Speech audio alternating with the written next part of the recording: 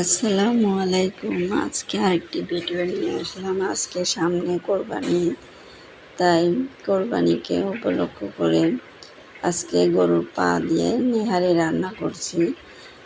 নেহারি রান্না অতি সহজ একটি রান্না, তাও আপনাদের সাথে শেয়ার করছি।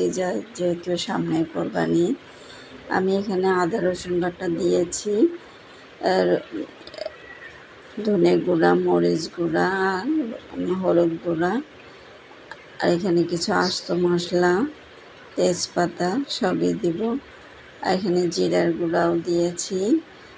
দিয়ে আমি এখানে পানি দিয়ে দিব। পানিটা একটু অবশ্যই বেশি করে দিবেন, কারণ আমি হাঁড়িটা অনেকক্ষণ রান্না করব।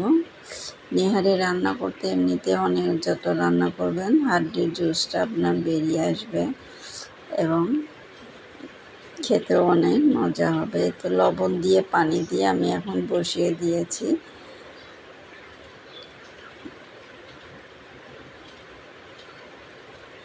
এই তো আমি সারা রাত, আমি যেই দিন খাবো তার আগের দিন রাত্রে রান্না করে এই পর্যন্ত আমার ঝোল চলে এসেছে, আর দেখতেই পাচ্ছেন কেমন হয়েছে।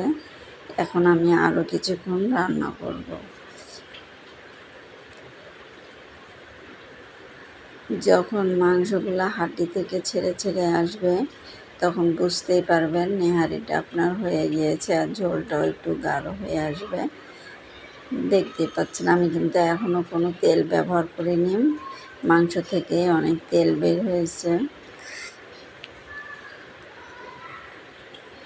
আর এখানে আমি পেঁয়াজটাকে লাল করে একটু বাগার দিয়ে দিলাম। আমি আর কিছুক্ষণ রান্না করে এটাকে নামিয়ে ফেলব।